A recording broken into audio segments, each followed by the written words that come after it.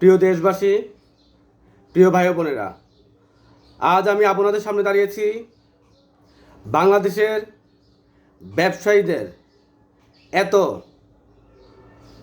অসৎ এবং অর্থ পাচার সংক্রান্ত বিভিন্ন কথা দেশের জনগণের সামনে উপস্থাপন করব। প্রিয় দেশবাসী,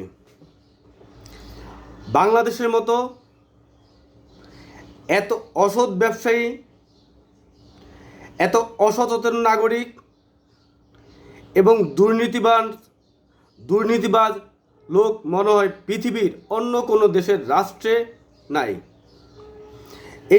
এর প্রধান কারণ হচ্ছে যে রাষ্ট্রের যারা অভিভাবক, যারা দায়িত্বশীল, যারা রাষ্ট্র পরিচালনা করে, তাদের একটি দেশের জনগণ সৎ হবে নাকি অসৎ হবে, ব্যবসায়ী কেমন হবে, তা নির্ভর করবে রাষ্ট্র পরিচালনার দায়িত্বে যারা থাকেন তাদের উপর।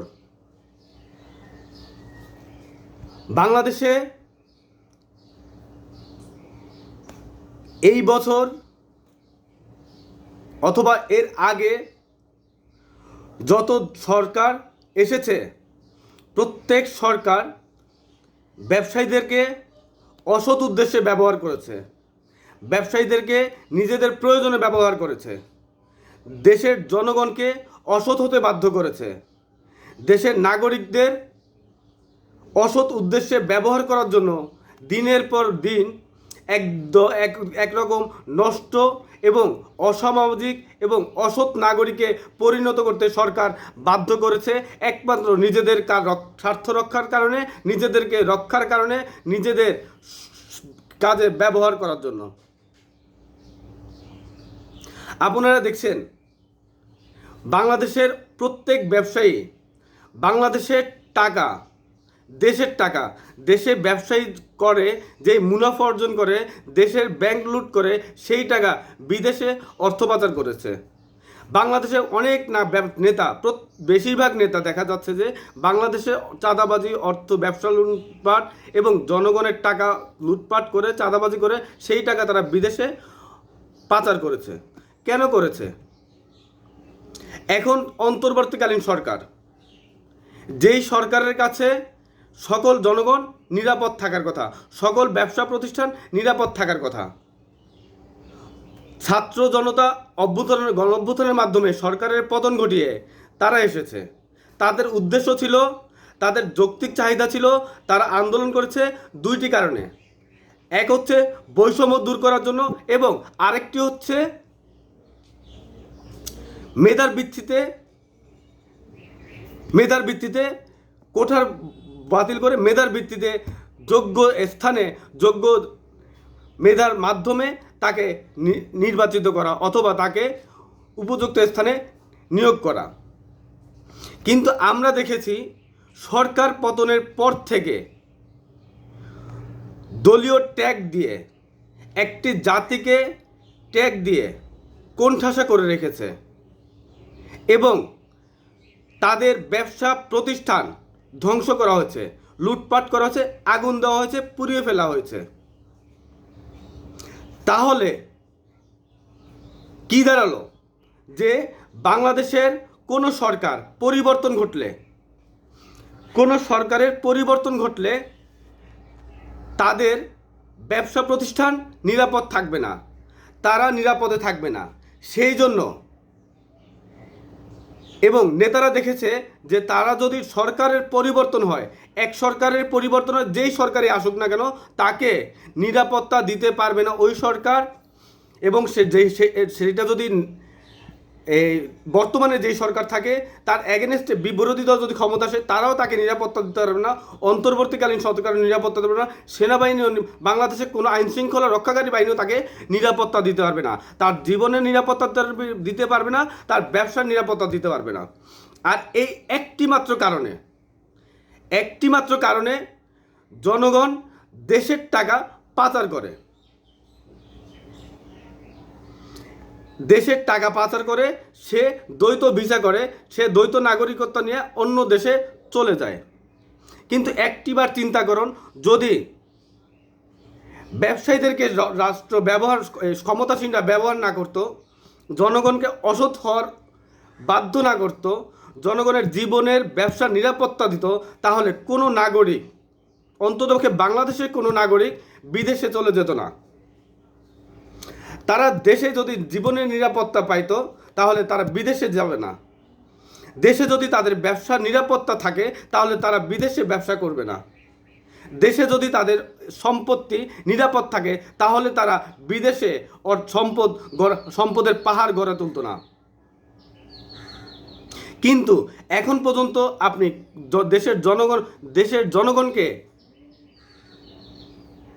দেশের জনগণ যারা আছে তাদের কাছে আমার প্রশ্ন, এখন থেকে এ যাবৎকাল স্বাধীনতার পর থেকে এখন পর্যন্ত বাংলাদেশের কোনো সরকার ব্যবসায়ীদেরকে নিরাপত্তা দিতে পারছে? যে সে যেই দলেরই হোক না কেন, সে তো বাংলাদেশের একজন ব্যবসায়ী, তার ব্যবসায় বাংলাদেশের জনগণ কর্মসংস্থান সৃষ্টি হয়েছে। তাহলে ওই ব্যবসায়ী যদি ক্ষতিগ্রস্ত হয় তাহলে ওই ব্যবসা প্রতিষ্ঠানে যারা কর্মরত আছে তারা কিভাবে চলবে? সে কিভাবে বাংলাদেশে নিরাপদে ব্যবসা করার নিশ্চয়তা পাবে? দেশের জনগণের কাছে প্রশ্ন আমার এটা। ছাত্র জনতা অভ্যুত্থানের পরে বাংলাদেশে একটা শ্রেণীর ব্যবসায়ী এবং একটা শ্রেণীর জনগণ আজ নিরাপত্তার ঝুঁকিতে আছে, তারা পালিয়ে বেড়াচ্ছে। এর আগেও আপনারা দেখেছেন যে একটি শ্রেণী স্বাধীনতার পরে একটি শ্রেণী একটি গোষ্ঠীর ব্যবসা প্রতিষ্ঠান, একটি জাতি, একটি বিশেষ গোষ্ঠী, তারা অত্যাচারিত ছিল, নিপীড়িত ছিল। তারা দেশকে ভালোবাসেনি, তারা দেশের বিরোধিতা করেছিল। আর এখন দেখুন সে আরেকটা শ্রেণী সেই একই কাজ করেছে। তাহলে আমাদের দেশের জনগণের দেশপ্রেম নেই। আমাদের দেশের জনগণের মাঝে সরকার দেশপ্রেম জাগ্রত করতে পারেনি। এটা জনগণের চেয়ে, নাগরিকের চেয়ে রাষ্ট্রের ব্যর্থতা বেশি। রাষ্ট্র যারা পরিচালনা করে এই দায়ভার সম্পূর্ণ তাদের।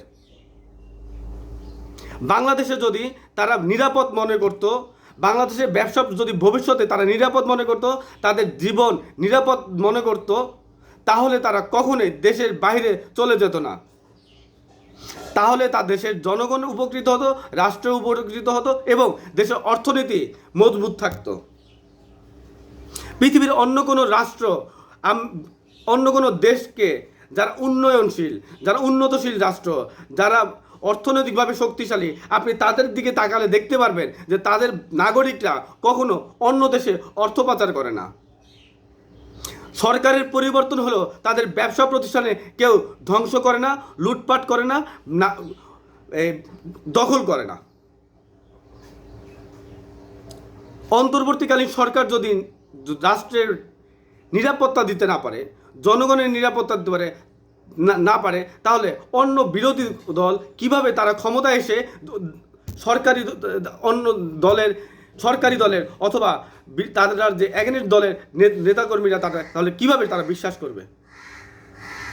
এই সরকার একটি পরিবর্তন দেখাইতে পারত। এই সরকার বৈষম্যের কথা বলেছে, এই সরকার জনগণের নিরাপত্তা দিতে বলেছে, অথচ এই সরকার, অন্তর্বর্তীকালীন সরকার, ছাত্র জনতার আন্দোলনকে প্রশ্নবিদ্ধ করে তারাই সবচেয়ে বেশি বৈষম্য স্বীকার করছে, তারাই সবচেয়ে বেশি, তাদের সময়ে সবচেয়ে বেশি লুটপাট, অগ্নিসংযোগ, ব্যবসা প্রতিষ্ঠান ধ্বংস হয়েছে।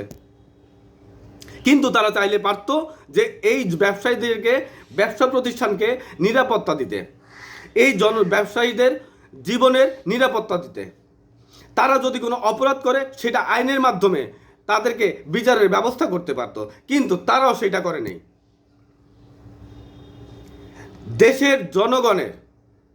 দেশের সম্পদ, জনগণের সম্পদ, জীবনের নিরাপত্তা একমাত্র নিশ্চয়তাকারী হচ্ছে রাষ্ট্রের।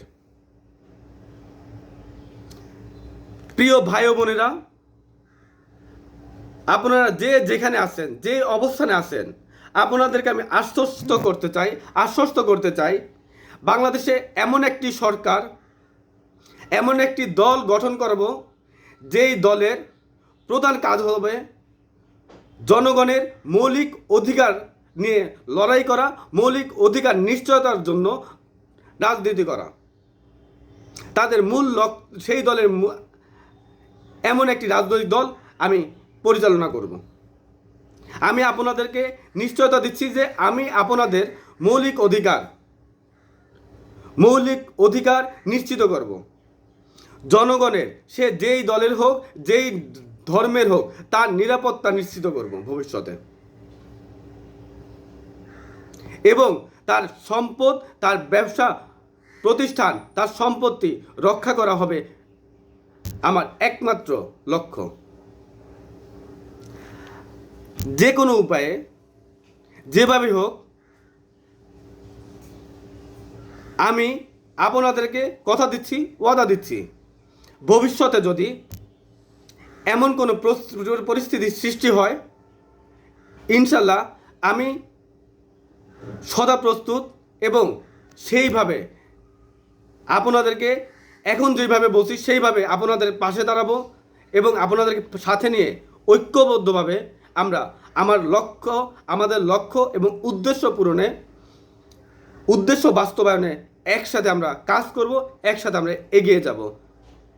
দেশের প্রত্যেক জনগণকে নিশ্চয়তা দিব, কারো জীবনের ঝুঁকি, কারো সম্পদের ক্ষতি, কোনো ব্যবসা প্রতিষ্ঠানের ক্ষতি, কারো ভূমি আমরা দখল এবং নিরাপত্তাহীনতায় ভুগবে না।